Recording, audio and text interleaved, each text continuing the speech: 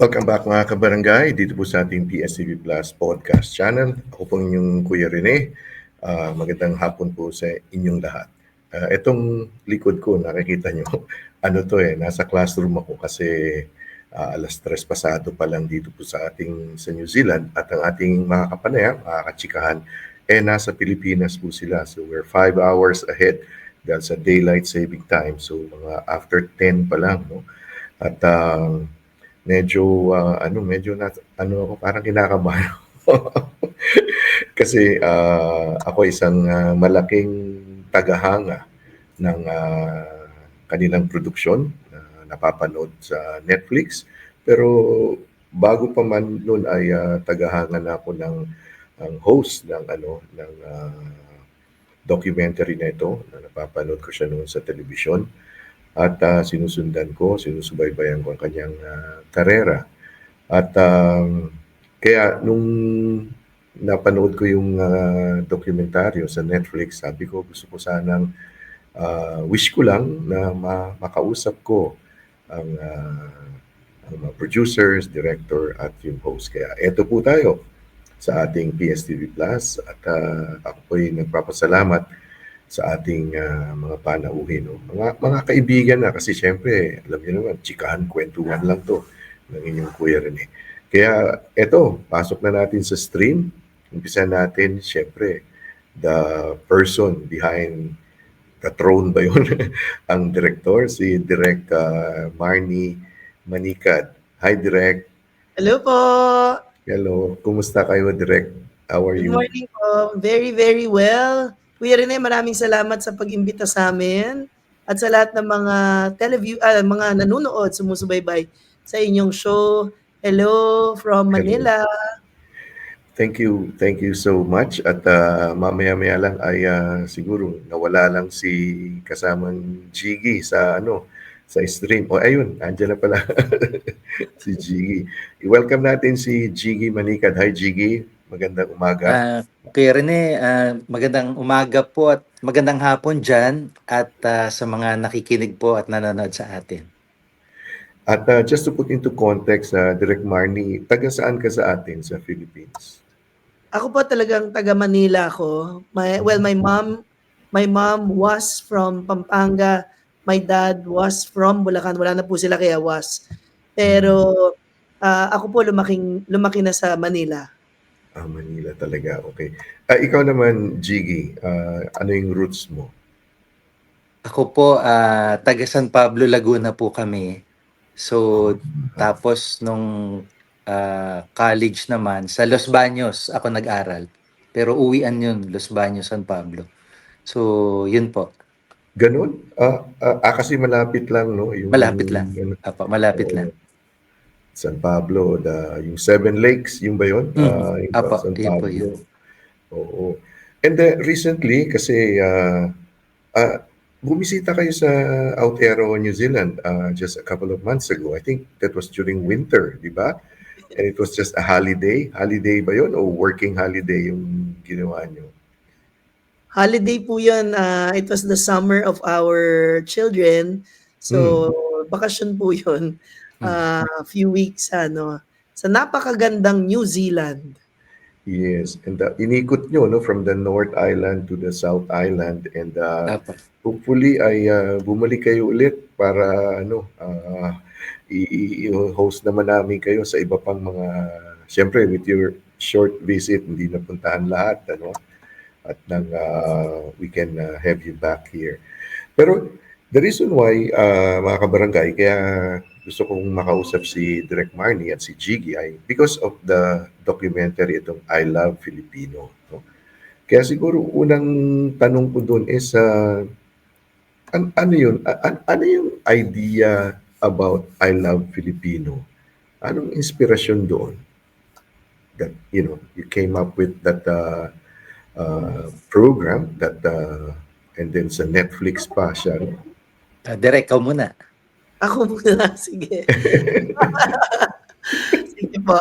So, actually, one morning, be-breakfast ko kami ni Jiggy at napag-usapan namin yung ano kayong magandang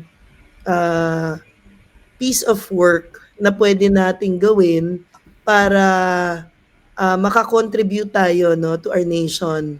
So, naisip ni Jiggy, ba't di tayo gumawa ng documentary tungkol sa mga Pilipino para sa mga Pilipino. So, we know that there are a lot of documentaries na ginagawa. Most of it, yung pinapakita yung kahirapan or ano, no, yung mga ganong topics.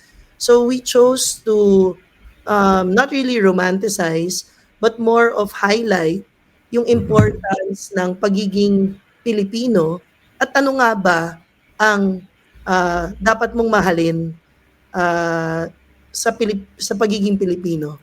So yun yung yun yung naisip namin, and then naisip ni Jiggy, ba't hindi tayo gumawa ng documentary about yun nga, ng mga Pilipino na ang pamagat, I love Filipino. So yun over a breakfast, quiet breakfast at home. But it took a while, no? Gaano katagal yung proseso nyo? Was it like a year or Mahigit po. from that Kuya Rene, mahigit 1 year yung production dyan. At saka ako, yung sa pagsusulat portion, mga siguro mahigit 4 months para, kasi marami interviewees so kailangan yung mai-connect mo yung bawat isa, tama yung context, and then i-fact check mo siya para, 'di ba, para tama lahat. Tapos iba pa yung directorial production side. Yun na mahirap kasi very technical siya. Yeah, si Derek ang magkukwento nun. Yeah. So yung from the time na naisip namin, from the breakfast, from that time up until it was a pitched project sa Netflix. So pinitch po muna namin. It took us about 6 months bago ma-approve ng Netflix. And then from the approval, Jiggy started writing mga 4 months sa kanya. And then production was about 18 months. Wow, Kasi 18 Nearly months. 2 years. Oh. Yes. Kasi po 5 po yung episodes, no? So we had an episode on culinary, music, art, architecture, and sausawan.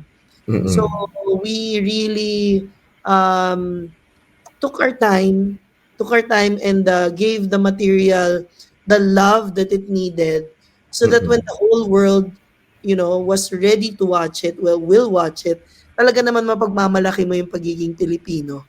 Kasi napakaganda, no? Oo. Talagang lahat ng mga, kahit dito sa New Zealand, no, yung nanonood, parang it brings back a lot of memories at gustong, to reconnect with the roots. Lalo na sa akin, no, kasi ako, I come from Zamboanga, so pero nag-aral, lumaki na ako sa Manila. But since I moved to Aotearoa noong 2008, hindi pa ako umuwi. So 17 years na yun. So pinapanood ko, it brought a lot of memories, no. Direk and Jiggy, di ba parang may nabasa ko na actually 4 na episode lang yun, pero parang yung panglima, yung sausawan, yun, di ba? Was it ganun ba talaga nangyari doon? Yung ano? Opo.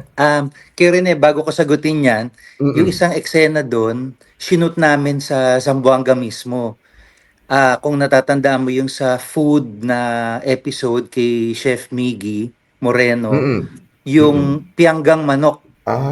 Yes. Oo. So, taga Zamboanga siya, pero lumaki siya sa Sulu. So, shoot namin sa Zamboanga. Oh, yes. So, para mas ma-miss mo lalo yung Zamboanga. Oo, talaga. Opo. Pero ang yung going back to the question, yung pong sausawan, parang ang observation lang namin is yung mga Pinoy pag kumain, 'di ba, hindi nawawalan ng sausawan, inihaw, may sausawan, nilaga, tinola, kahit ano may sausawan. Kahit masarap na siya, parang Mm. may sausawan pa rin. So, parang distinctively Pinoy, yun yung pakiramdam namin na yung sausawan. And marami, marami kaming Mm. nahukay na factual information na, for example, meron palang bayani na nag-imbento Hmm. ng sausawan, si Maria Orosa, banana Ay, oo. ketchup. So Mm. yung mga ganong klase na ba, okay ang gandang discovery din. Kaya, Mm. totoo po, initially apat, yung sausawan, di namin masyadong, kumbaga parang sineryoso, pero ang ganda nung kinalabasan nung Hmm. storya, Correct. ano siya, Oo. very historical pa rin. Oo nga eh. Kasi kung dito kasi 'di ba yung mga Filipino stores o yung Asian stores, ang daming mga Mhm. kung anong produkto. Yung sa sausawan, parang kalahati ng shelf kasi may pinakurat, may kung ano-ano, may Correct. banana ketchup. Tapos yung mga Kiwi natutuwa sa amin 'pag kumakain ng, ano 'to, yung fish and chips, Eh, sinasawsaw sa ano, sa ketchup, 'di ba? Parang, "What are you doing, man?" Sabing gano'n. "Oh, it tastes good." So, tama nga 'no, that was a good episode actually. Light siya pero ano, yung meaningful. Apo. Now, yung marami kayong ano, I'm sure napakaraming ideas na ano, pero paano niyo na-cull yung parang eto lang talaga? I'm sure ang dami pang na-cut out Mhm, with the mhm, mhm. story. So, paano? I mean, matinding debate ba yan sa inyong dalawa na o sa crew, sa team? ako na ba? Oo, ikaw na, Sige, ikaw na. direct. Ikaw na, direct. Opo, so hindi naman wala naman ho masyadong, malaking debate. Mhm. Actually, we started with the basics, 'no? Mhm. So yung pagkain, tirahan, um, also yung hindi masyadong napapag-usapan pero, normal talaga or regularly nakikita mo lang sa paligid mo katulad nung sawsawan. Mm. We also wanted, of course, to highlight the brilliance of the Filipinos, to which kaya kami gumawa ng art episode. Kasi talagang world class, no, ang mga Mhm. Pilipino, specifically on these fields. So, there were issues also that were raised pagdating naman dun sa music episode. Uh, Hmm. 'Di ba? And, yung boses ng mga in-interview, ah, in more ways than one, pareho yung hinihingi at yung sa tingin nilang kailangan pa nung industriya. Mhm. So, pinili namin kasi nga basic yung food, shelter, and then Mm. highlighting also on the brilliance of the Filipino. That's why we chose those episodes. Of course, maraming-marami pa talagang, ah, Topics. topics na 'di ba puwede Mm. nating pag-usapan. And, saka na lang nating Hmm. babanggitin Of course, but later oo. on, we'll be working also on those topics. Yeah. Siguro isa sa mga ano 'no, kasi nag-research ako ng konti na si Jiggy pala, eh, mahilig siya sa aso, si kay Tikboy, tama ba yun sa Wikipedia? Kay Tikboy. Mali ho. Ma Hindi ho mali ako yun. gumawa nun, eh, hindi Ay gano'n. nag-appear na lang ho yun dun, eh.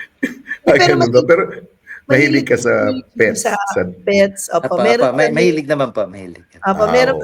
Meron kaming 7 Aso. pets. Hmm. Mga 7. aspin, may mga aspin. Aspen. Yung mga rescue, yung nire-rescue niyo, parang gano'n? Na ano, oh, Binili naman pero binili. sa mga tabing daan. Yung tabindaan. Kasi naisip ko yung nga, yung pets din, ano, I don't know if you noticed nung nandito kayo sa New Zealand, pagpunta kayo sa supermarket, yung buong aisle puro dogs and cat food lang yung ano, no, kasi Mhm. Eh, malaki tama. yung may animal rights masyadong maano dito eh sa atin. So hopefully sana, I mean, so hindi pala yun. Yung ano, yung sa scholarship mo, totoo yun. Yung sa British Chevening, totoo yun. Apo, apo. Oo. Apo, um, ano ho, 2005 ay no, Mm. Or papa 2004 or 5, ganun po. Oo. Mm. 2004, hmm. nabigyan po akong grant. Tapos, hindi ko makakalimutan yun kasi 2005, nag-masters naman si Marnie sa London. Or basta Ah, naabutan okay. ho kami London bombing eh, Ay, oo. yung dun ho kami nag-away ng matindi kung papadala ko ba tong storyang to o ano Oo, tayo. So may oo, mga ganun ho. oo. Yung mga, Oo, totoo ho yan, totoo. Birthday oo. ko po kasi yun, Kuya Rene. Ah, Mm, Kung makwento ko lang, no, off mm. topic. Ang Oo, nangyari ho sige. doon, nung reporter pa si Jiggy for GMA, Mm, um, nagpaalam siya na magbabakasyon siya sa Bicol. Pero mm, ang talagang specific po yung paalam ko. Sabi ko, wag niyo akong gagambalain please. Ngayon ako magbabakasyon. mm. Magtatanim akong kamote sa Bicol. O kailangan Specific, tumubo yung kamote. kamote ko, ganyan, ganyan. No? tapos ano, nag-aaral po ako sa London noon. Ang gagawin dapat namin sa birthday ko, pupunta kaming Scotland. So, Mm. planado na yon na magsa-Scotland kami. So, pagdating ni Jiggy, kakarating lang niya, nag-London bombing. Oo, Oo, yung sa tapos bus tsaka o ano, oo. opo. So, Uh, tumawag ngayon si Ma'am Jess sa kanya. "Nasaan ka, sabi niya, "Jiggy, alam mo ba na nag-London bombing?" So, nagulat rin siya kasi yung paalam niya, nasa Bicol siya nagtatanim. So, siyempre kinailangan niya akong papiliin kung ano bang Oo. gagawin natin, 'di ba? So, yun yung nangyari. Jiggy had to cover the news, no, back then. Mhm. And yun yung mga unang days kasi hindi pa kami kasal nun, eh. So, yun Mhm. yung makikita mo yung early on, merong partnership na siyempre, because of our creative differences and Mm. merong diskusyon, hindi naman away, diskusyon. Hmm. But at the same time, at the end of the day, there will always be a kiss and make up Na portion so of the day. so natuloy ka eventually sa Scotland. hindi, You were able to hindi go. pa ho. Hindi na rin. Hindi pa ho.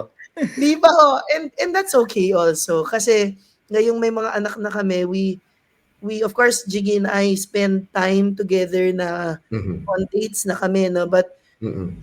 with regards to traveling, we would also want to bring our children na, 'di ba, parang hindi na namin uulitin yung pagpunta, sasama na Mm. namin Tama sila. na sila, oo, Hmm. oo. Para hindi masyadong mahal. And I think yung Aotearoa, New Zealand, talagang it was a go-to, talagang isa sa Yeah, Oh, ang mga ganda po, bucket ang list ganda. ngayon. ang Oo. ganda. Opo, 'di Ganda ba? po. Mhm. Kasi nung time na nasa Queenstown kayo, I think mga winter pa yun eh. So nauna lang kami ng mag-asawa ng ano, first time din namin sa Queenstown, a week before bago pa yung ano ng Queenstown eh. Sabi ko, naku, sayang, sana na-meet natin sila na ano. Yeah, it is really, it's really one of the ano. So, Yes. etong ano, and I'm sure when you came here, nakakita kayo ng mga other possibilities and ideas din, ano. Now, going back dito sa I Love Filipino, syempre, yung Netflix is, ano to, global streaming platform yan. So, did you have to, di ba yun, to make it easy for the international audience to connect with the kwento, with our culture sa docu? Did you have to do that or hindi na? Si Direk. Palagi Okay. si Direk. Oo. Well, ano naman ho, no, we told the story as is. So we Mhm. presented it without sensationalizing what already is. Mhm. So kung ano ho yung yung kwento sa amin ng mga Mhm. interviewees namin, yun rin ho Mhm. yung sinulat naman ni Jiggy, and that's what we weaved into the story. Of course, there is that effort, no, to present yung traditional and at the same time para yung mga matagal nang wala sa Pilipinas, um, Mhm. and those also that are here in the Philippines pero hindi masyadong nabibigyan ng pansin yung mga Mhm. ilang pagkain o bagay or Mhm. musika na meron na tayo, para Mhm. we can take a look at Oh, it yes. or Oo. or appreciate what we have. So yun ho yung um, that's the common feedback that we were able to get from the Oo, documentary Mm. na correct. Oo. na talagang na-miss nila na, "Ay, oo nga 'no, yung sisig." 'Di ba? Mm. So, we Mm. also presented na, "Okay, lechon ito, 'di ba? This is lechon na 'di Mm. ganyan," sabi nga nung interviewee. But at the same time, ano ano yung modern take? Ano yung modern na presentation nung Mhm. lechon? Correct, So oo. so it was also a breath of fresh air to those that have been away for so long, Mm. and those that have actually missed um, looking closer, 'di ba? Dun sa Mm. mga malapit na, but they took a second look Mm. and got to appreciate what it is to be Filipino. So yun ho. Tsaka ano, eh, magaang ang dating niya, eh. Hindi siya yung parang in your face, yung parang alam mo yun, Yeah. may mga may 'pag may papanood ka parang parang in your face masyado. Ito, eh, natural flow. I think yung ano, yung pagsusulat ni Jiggy and of Yes. course your production ano, kasi yun talaga yung forte mo, Jiggy, 'di ba? Yung documentary, it's well researched and siyempre, well presented din.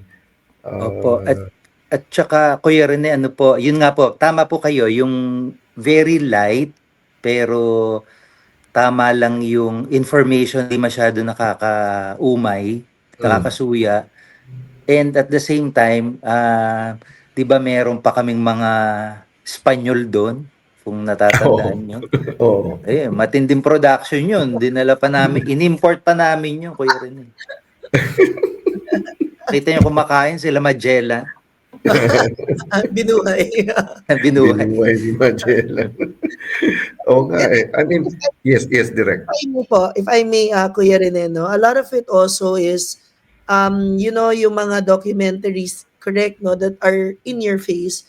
Mm. Jiggy was not, Jiggy consciously also in the documentary didn't want to be very intrusive.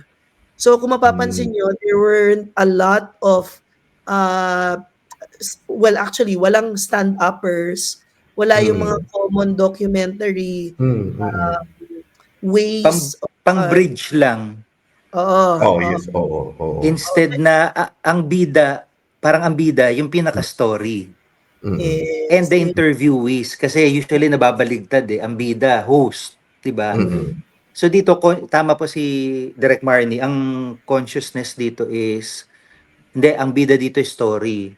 Ang bida Mm. dito yung kwento niya, yung Mm. nagkukwento. So, ganun po. Kasi nung pinanood ko, and we were so fortunate dahil na-meet namin si Direk Baby Ruth Villarama dahil na-ban yung fresh from at inaccept ng New Zealand. So pumunta sila dito, nanalo nga ng Best Picture. So nakasama namin sila, ganun. At nakikinig ako sa mga kwento niya. Ang ganun din ang style niya eh. Yung parang yung documentaries, hindi siya intrusive, hindi siya in your face. No? Basta kasi may sa audience may Q&A, may nagtanong isang bata na Filipino Kiwi na filmmaker, ano ang suggestion niya? Sabi nga niya, just allow the person to talk. Parang yung flow, sige lang, anuin mo lang yung ano. And then, doon mo siya, doon mo gagawin yung kwento. Although it is like, meron kang script na ano, no? Now, challenges naman na direct, on Jiggy. Siyempre, may mga challenges. O yung pag import o yung binuhay niyo ulit si Magellan, medyo challenging na ano yun, di ba? Anong Okay, challenges, direct? ako. So, challenges, I can't really say there, siguro in any production talagang there are a lot of challenges. But Mhm. because we love the production so much, we love the project so much, talagang binuhusan namin ng pagmamahal, no? And I always say that talagang binuhusan namin ng sobrang pagmamahal yung project na hindi mo na hindi mo na maiisip na nahirapan ka. Mhm. Of course, the process was a long process, but more than anything, we really enjoyed it. So kasi nga, it's a blessing to be able to present, the Philippines on a global stage. And and we were really just all out sa production na to. So more than the challenges, we took it as a blessing. Okay. Mm. Jiggy, something to Ako, add to that? ako Oo. Kuya Rene, ang challenge ko, payat na kami. Aray ko, So, dahil sa dami ng pagkain na shoot, syempre Oo. kakainin mo yung pagkatapos. mas lalo ikaw. Oo, lalo ako kasi kailangan ko i-shoot na ano. Totoong kinain ko yun. Parang, Mm. Ay, oh my God, yung sisig. Parang, Oo. di pa ba kayo tapos mag-take? Dalawang plato na ako sisig. Mga ganon. Ayun, ano, Yun ang ta- challenge ko yun. yung tops, yung dami mong BP kinain. at saka katabaan challenge. Ay. Yung mga silog. Kinain mo Ang na. mga, Oo. nako, tapsilog. Ay, my God. Kasi Dami. yung cuisine natin, di ba, yung parang ano siya, mantika, maano, di ba, yung part na ganun, ano. Buti na lang hindi ako PA sa inyo niyo kasi meron akong seafood diet, no. When I see food, pag I see food, Seafood. kahit ano, sige, ano ko yun. I suppose the production was, of course, you have Oh, yeah. production, so medyo nagsishare kayo na ano. Meron bang instances kasi sinasabi nila, yung pag nagnenegosyo mag-asawa, hindi maganda yung ano, or meron ba in your instance? Siyempre, may creative differences siguro, pero kung ano man, how do you solve that? Kung meron bang ano, kung to make it seamless, no, yung mga ginagawa nyo, itong ginawa nyo, tsaka the others na ginagawa nyo. Mhm. Si Jiggy siguro, Jiggy naman. Siguro po, ano po, kaya rin ano siya talagang, kumbaga parang bigayan siya, meaning, ako kasi ang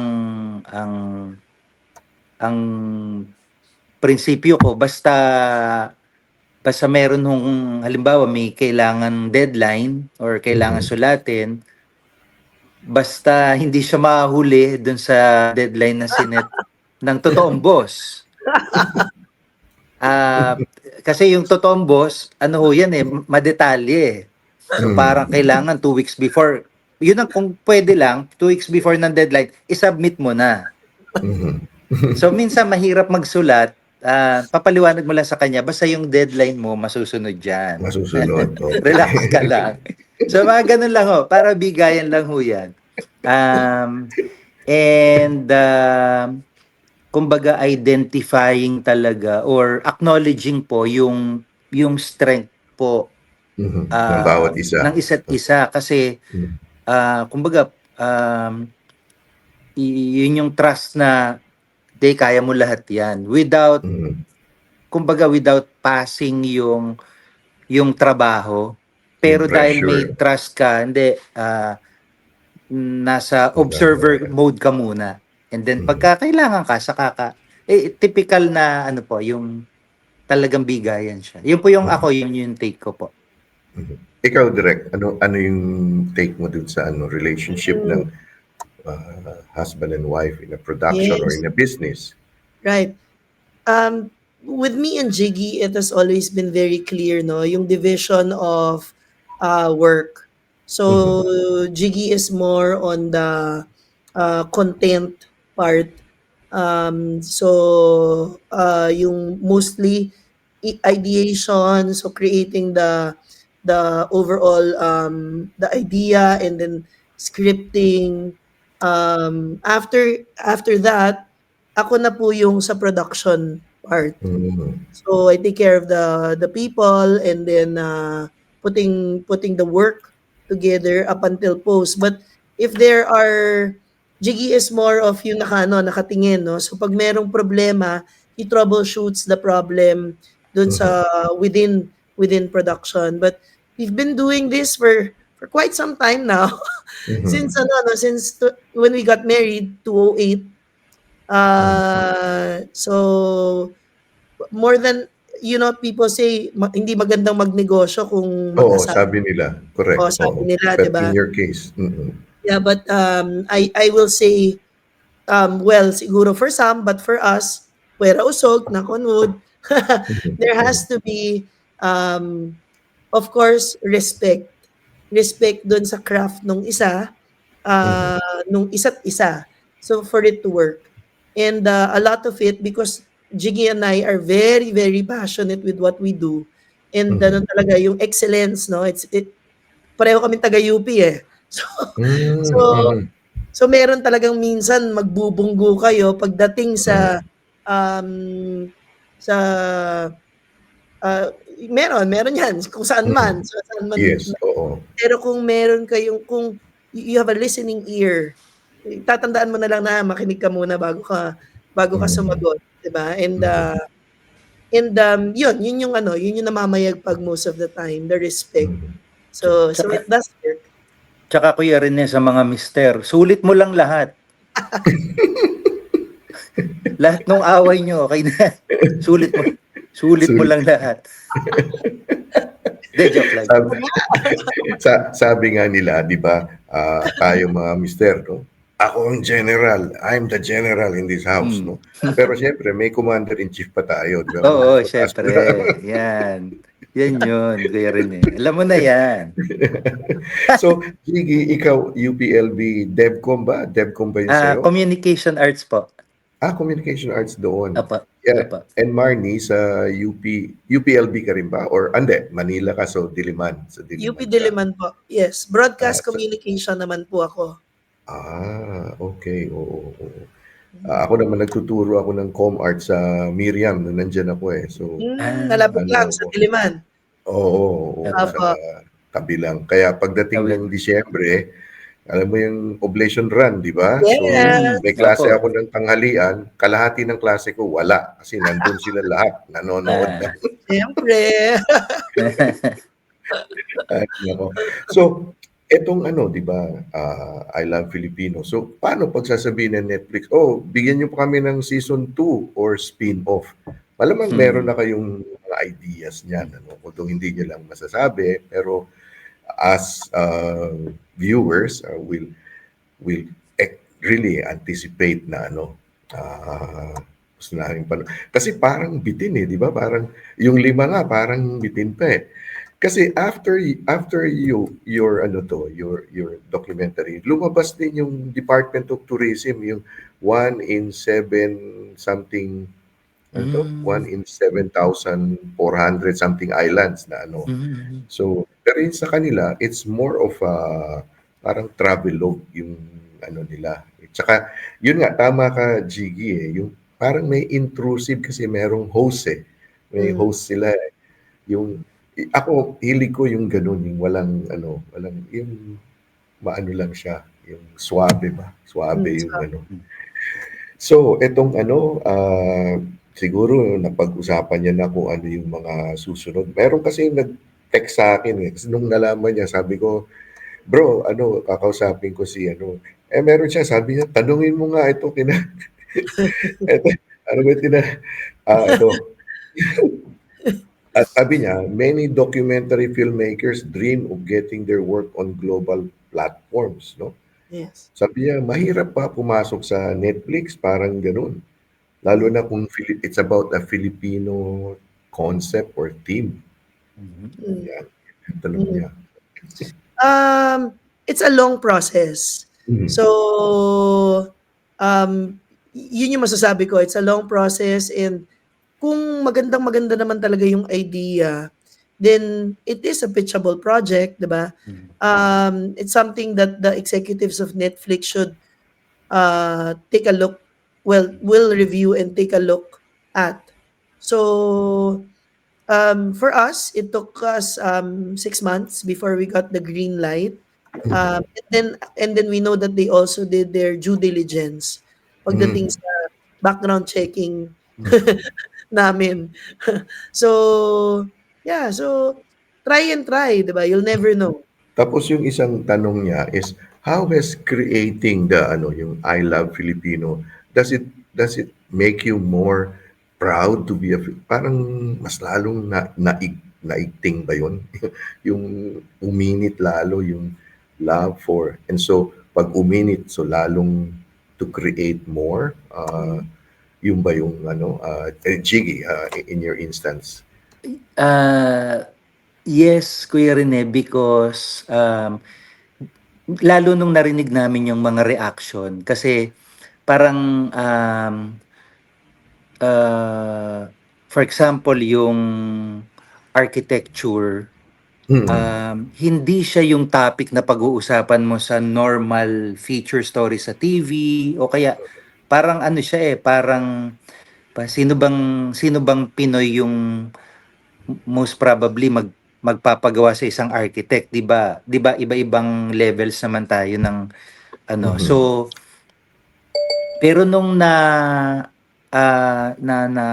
nagawa namin yung story tapos na pa-realize namin na lahat pala nung magagaling na architects ang sinusundan yung sariling atin bahay kubo So parang nakaka-proud na, uy, may na-discover tayong bagong idea. Hindi naman bago, nandyan lang siya, pero Nandyan lang.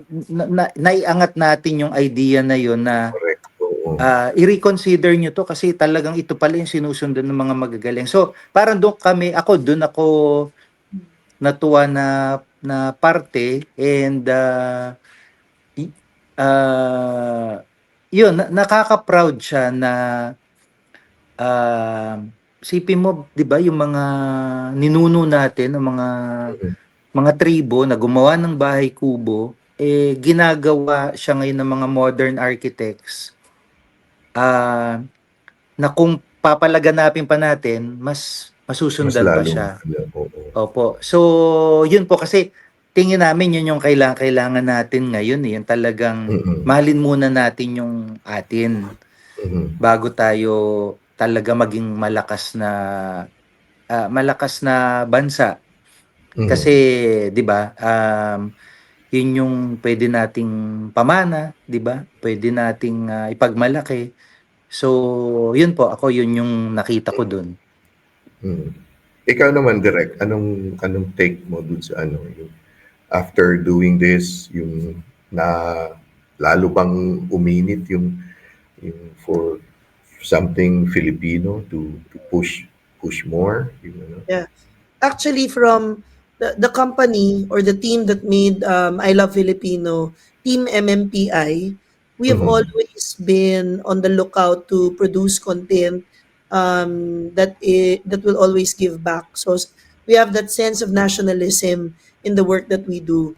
So gumawa kami ng pelikula about the Cebu dancing inmates back in the days, no? And then we also did Inside Malacanang for the National Geographic Channel nung time ni Pinoy. Pinoy. Oo, ni Pinoy. And then, of course, we have I Love Filipino with Jiggy on Netflix.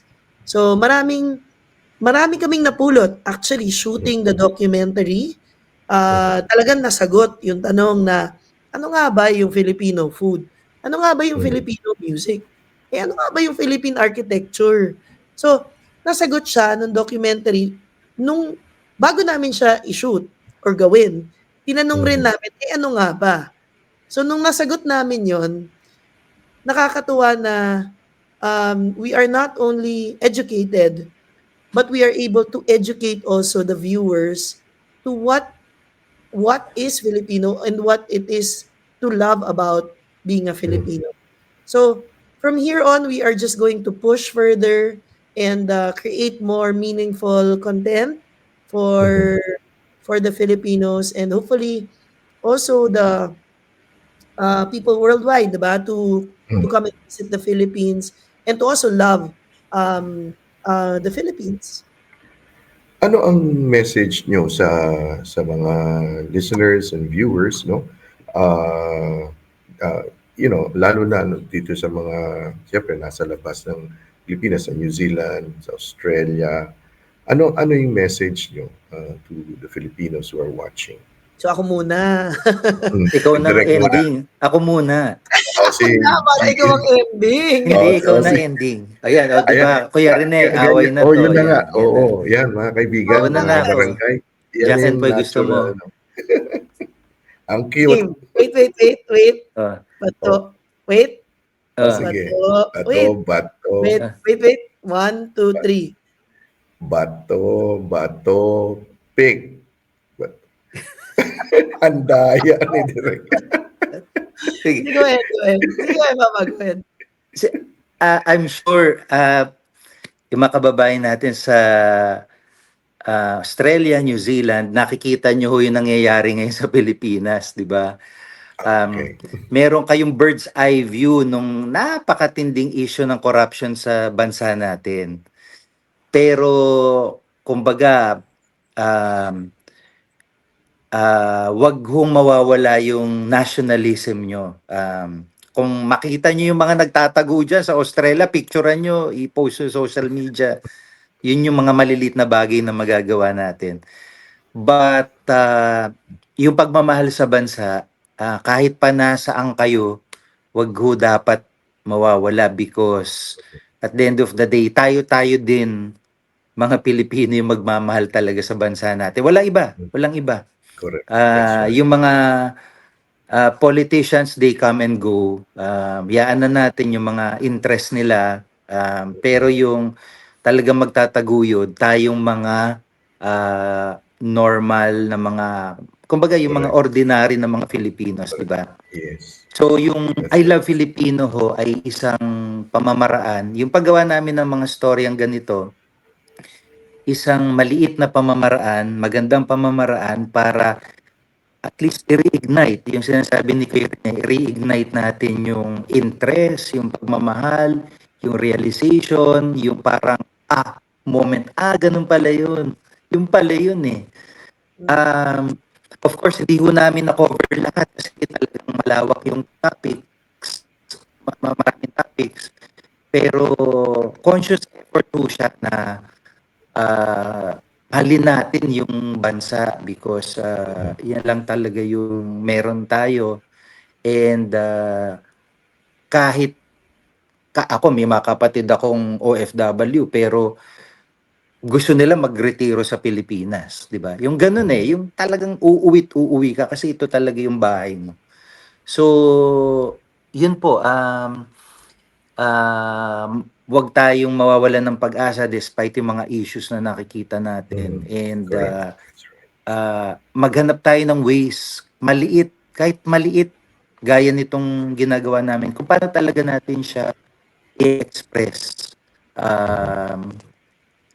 Ginagawang podcast ni Kuya Rene, di ba? Parang isang way Thank to you. kasi laganap na ngayon eh.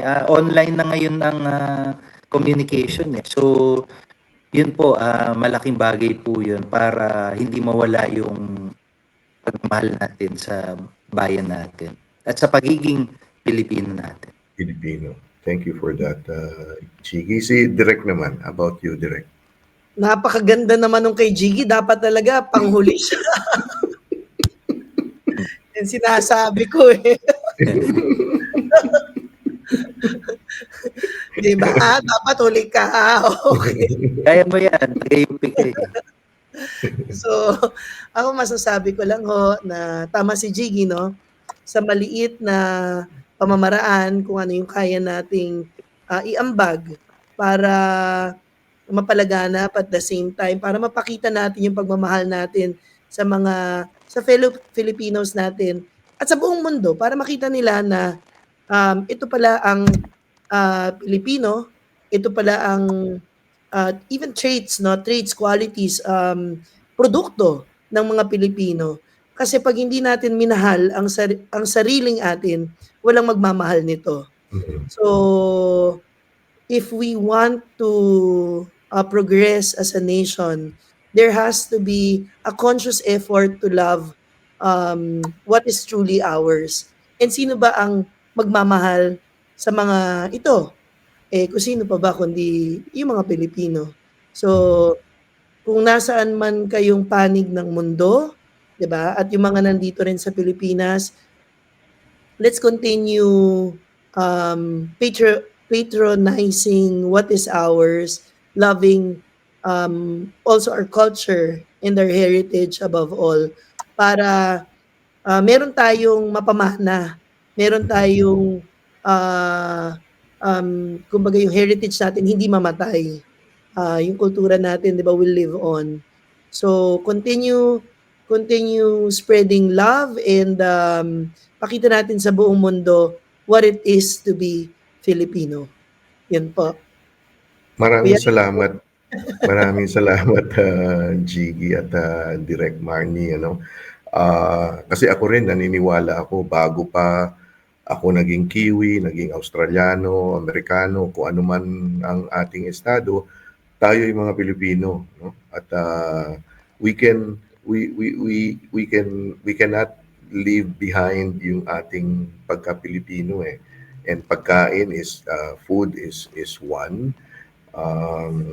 And then so we would like to thank na yung mga ganito, yung I Love Filipino is something that reignites yung mga nasa labas ng bansa at yung mga nasa loob. Kasi yung iba, hindi naman sila nakakapunta ng Zamboanga, halimbawa, pero nakita nila yung ano. So, thank you for that, Direk Marnie and Jiggy. More power sa inyong dalawa. At nais ko rin nga pala magpasalamat sa dati kong estudyante sa Kolehiyo San Agustin, si Alvin Trono, kasi siya ang nag-ano sa akin. Sabi niya, "Sir, gusto mong interviewin ano?" Sabi ko, "Oh, syempre." So, thank you so much, Alvin. So, Hi, kaibigan niyo rin pala si Alvin. Alvin. Ano? Opo. Alvin, hello. Oo. So, thank you. Maraming salamat sa panahon na binigay niyo sa ating munting himpilan. I always try to come up with credible and important information and guests dito po sa ating munting himpilan. I owe it to my 20,000 subscribers. I'm a micro YouTuber. Napakaliit ko lang po, pero ang aking nais lamang ay makapagbigay po ng serbisyo publiko at ng mga impormasyon na makakatulong po sa atin. So thank you so much, Direk Marnie and Jiggy. I hope to see you back in Aotearoa, New Zealand. Whether on a holiday o di kaya... Kasi next year, Direk tsaka Jiggy, we are celebrating the 60th anniversary of the New Zealand-Philippines, yung friendship, So, I think the embassy is doing a lot of things and then coordinating yung media and I don't know kung ano yung mga and hopefully bumalik na yung Philippine Airlines para may direct flight na kasi I suppose kayo na you have to go through saan kayo, through Singapore or saan kayo, Australia, parang ganun, di ba? So Australia, yes. Australia, oo. So thank you again, Direk Marnie and kasamang Jiggy. I'd like to also, nais ko magpasalamat sa ating mga tagapakinig, sa ating mga tagapanood, mga kabarangay, dahil pinayagan nyo kami ni Jiggy at ni Direk Marnie na pumasok sa inyong mga tahanan, sa inyong mga puso, sa mga panahon na ito. Maraming salamat po. Thank you, take care, and God bless. Goodbye God bless for now. po.